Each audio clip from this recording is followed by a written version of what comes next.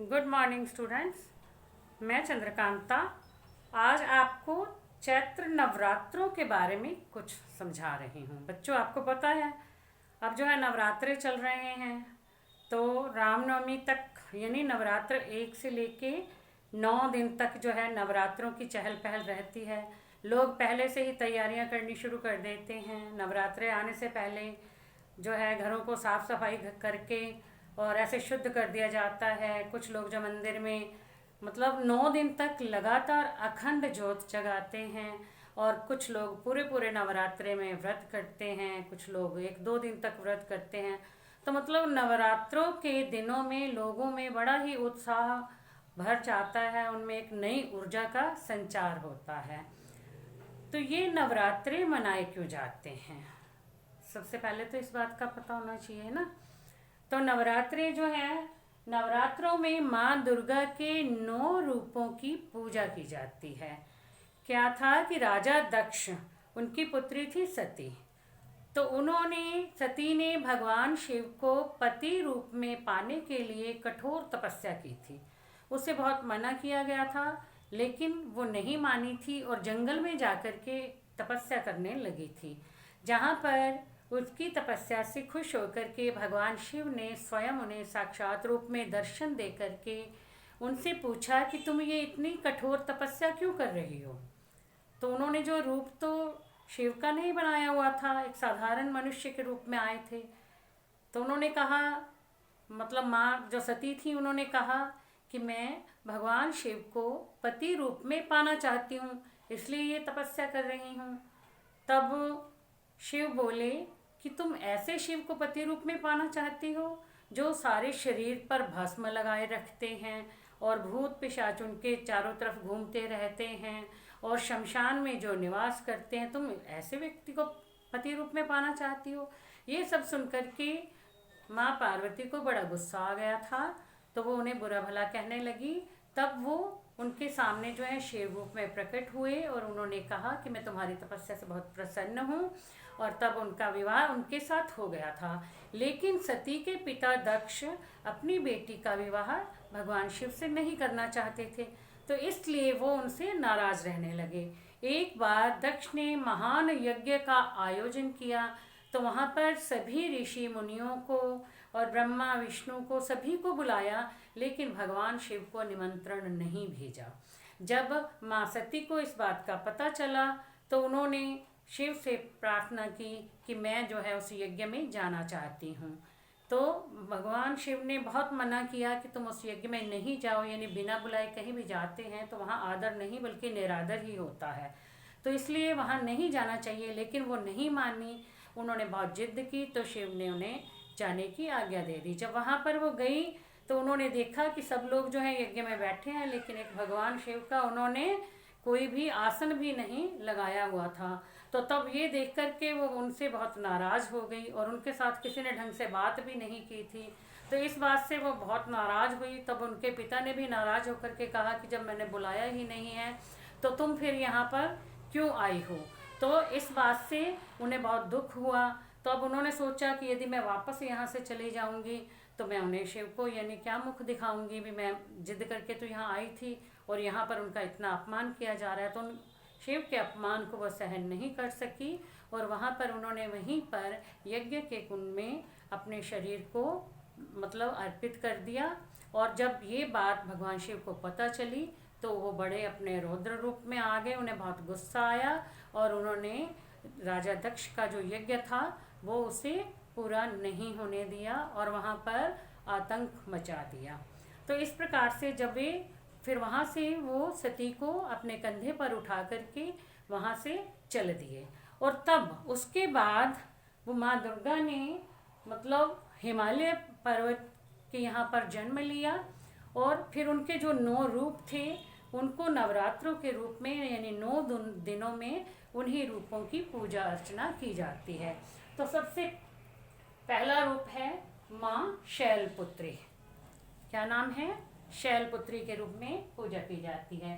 पर्वतराज हिमालय के घर में जन्म लेने के कारण जो है इनका नाम शैलपुत्री पड़ा था।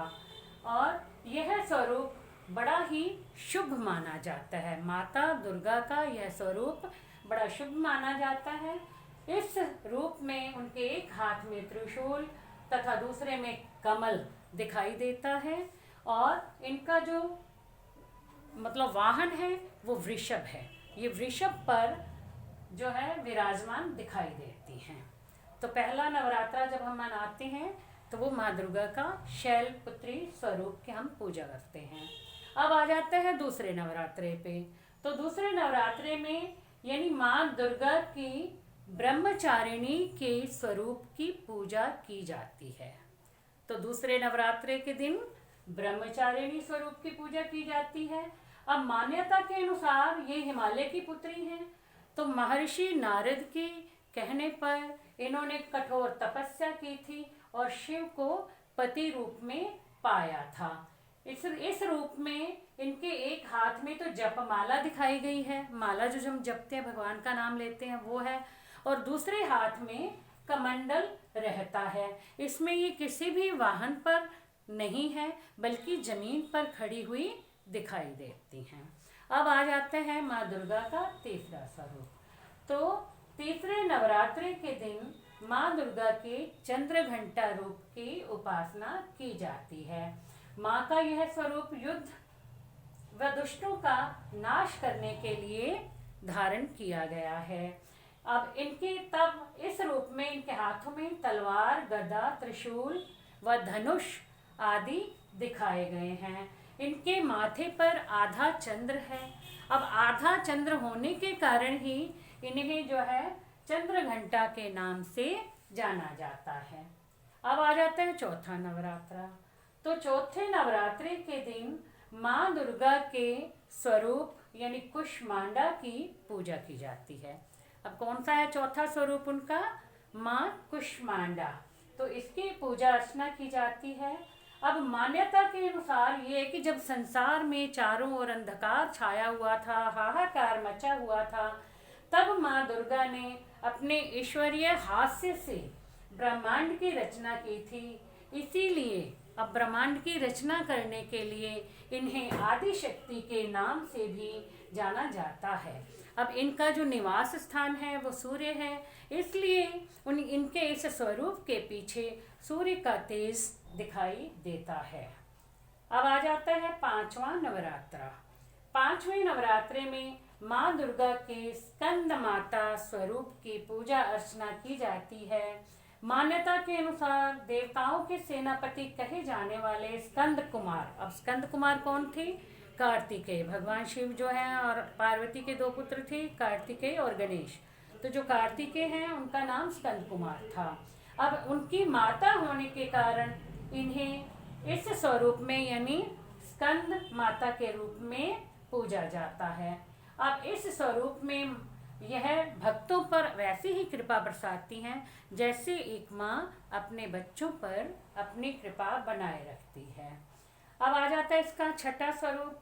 माँ दुर्गा के कात्यायनी रूप की पूजा की जाती है। छठे नवरात्रे के दिन माँ दुर्गा के कात्यायनी रूप की पूजा की जाती है।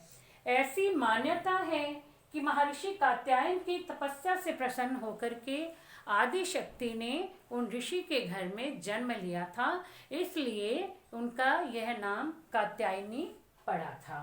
तभी पौराणिक कथाओं में ऐसा भी माना जाता है कि गोपियों ने श्री कृष्ण को पाने के लिए यमुना के किनारे माँ कात्यायनी की पूजा अर्चना की थी और खुश होकर के माँ कात्यायनी ने उन्हें वरदान दिया था कि वे श्री कृष्ण को पति रूप में प्राप्त कर लें।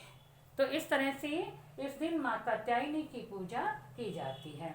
अब आ जाता है सातवां नवरात्रा। तो बच्चों सातवें नवरात्रे में माँ दुर्गा के काल रात्रि रूप की पूजा अर्चना की जाती है।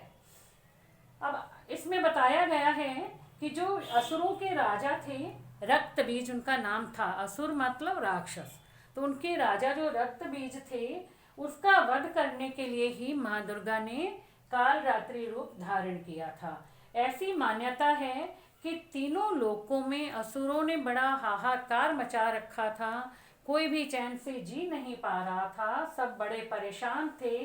तब भगवान शिव ने माँ दुर्गा से प्रार्थना की थी कि वे जो है अपना काल रात्रि रूप धारण करके भक्तों की रक्षा करें, यानी उस असुर का वध कर दे रक्त बीज का, और उसका वध करके असुरों से अपने भक्तों की रक्षा करें।